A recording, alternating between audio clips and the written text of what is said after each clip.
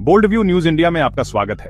आज हम एक ऐसी कहानी पर बात करेंगे जिसने गुस्सा, बहस और ढेर सारे सवाल खड़े किए हैं। ये कहानी है हिमांशी नरवाल की, जो शहीद लेफ्टिनेंट विनय नरवाल की पत्नी है। विनय ने 22 अप्रैल 2025 को जम्मू कश्मीर के पहलगाम में आतंकी हमले में अपनी जान दी। लेकिन समर्थन के बजाय हिमांशी को ऑनलाइन ट्रोलिंग और व्यक्तिगत हमलों का सामना करना पड़ रहा है। और सबसे बड़ा सवाल ये है, रक्षा मंत्रालय, सैन्य नेतृत्व और नौसैनिक पत्नियों के संगठन जैसे प्रमुख संस्थान चुप क्यों हैं? 22 अप्रैल 2025 को पहलगाम में एक भयानक आतंकी हमले ने 9 सैनिकों की जान ले ली, जिनमें लेफ्टिनेंट विनय नरवाल भी शामिल थे। पूरे देश ने शोक मनाया और सरकार ने दोषियों के खिलाफ सख्त कार्रवाई का वादा किया। इस त्रासदी के बीच विनय की पत्नी हिमांशी नरवाल ने सोशल मीडिया पर एक भावुक बयान दिया। उन्होंने लोगों से अपील की कि वे मुसलमानों या कश्मीरियों के खिलाफ नफरत न फैलाएं।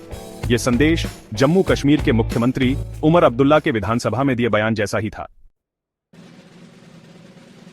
उनके शब्द शांति और एकता को बढ़ावा देने के लिए थे, लेकिन इसके बाद जो हुआ वह चौंकाने वाला था। समर्थन के बजाय हिमांशी को ऑनलाइन गालियों और अपमान का सामना करना पड़ा। ट्रोल्स ने उनके निजी जीवन को निशाना बनाया, पुरानी तस्वीरें खोद निकाली और यहाँ तक कि उन्हें अपशकुन तक कहा गया। जी हाँ, आपने सही सुना।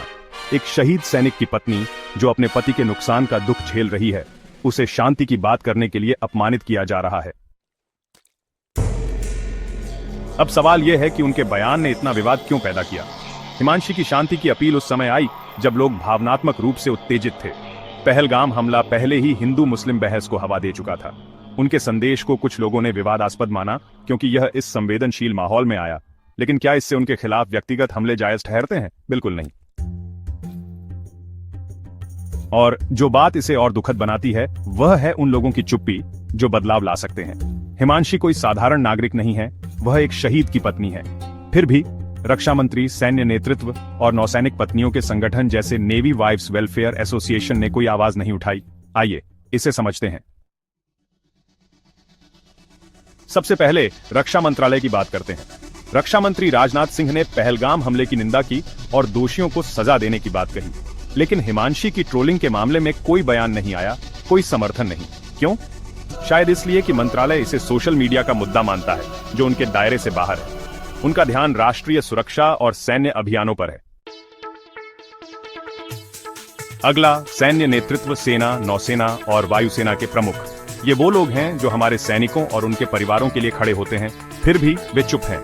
इसका एक कारण यह हो सकता है कि वे सामाजिक या राजनीतिक विवादों पर टिप्पणी करने से बचते हैं ताकि तटस्थता बनी रहे।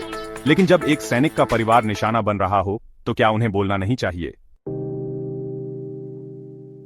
और फिर नेवी वाइव्स वेलफेयर एसोसिएशन जैसे संगठन जो सैनिक परिवारों का समर्थन करने के लिए बने हैं, वे भी खामोश हैं। शायद वे निजी तौर पर हिमांशी की मदद कर रहे हों, लेकिन सार्वजनिक रूप से कुछ नहीं। यह चुप्पी असहज करने वाली है, खासकर जब एक सैनिक की पत्नी को अपशकुन कहा जा रहा हो। लेकिन पूरी तरह चुप्पी नहीं है। राष्ट्रीय महिला आयोग ने हिमांशी के खिलाफ हो रही ऑनलाइन ट्रोलिंग की निंदा की है। उन्होंने इसे अस्वीकार्य बताया और लोगों से संवैधानिक मर्यादा में अपनी असहमति जताने की अपील की। इसके अलावा पूर्व नौसेना प्रमुख की पत्नी ललिता रामदास ने हिमांशी को एक शक्तिशाली पत्र लिखकर उनका समर्थन किया। ये आवाजें दिखाती हैं कि कुछ लोग उनके साथ खड़े हैं, लेकिन यह काफी नहीं है। यह एक बड़ा सवाल उठाता है, केवल कुछ व्यक्तियों और संगठनों पर ही जिम्मेदारी क्यों आती है? इस अन्याय के खिलाफ सामूहिक गुस्सा कहां है? हिमांशी की कहानी सिर्फ एक महिला की नहीं है। ये इस बारे में है कि हम अपने नायकों और उनके परिवारों के साथ कैसा व्यवहार करते हैं। ये ऑनलाइन ट्रोलिंग की जहरीली संस्कृति के बारे में है जो किसी को भी अपनी बात कहने की सजा देती है। और ये उन शक्तिशाली संस्थानों की जिम्मेदारी के बारे में है जो सही के लिए खड़े होने चाहिए। जब हम चुप रहते हैं तो हम नफरत को जीतने देते हैं। अगर हम एक शहीद की पत्नी को उनके दुख के समय में समर्थन नहीं दे सकते तो यह हमारे समाज के बारे में क्या कहता है? हिमांशी नरवाल सम्मान की हकदार हैं, न कि अपमान की। और हमारे देश के गौरव का प्रतिनिधित्व करने वाले संस्थानों को उदाहरण पेश करना चाहिए।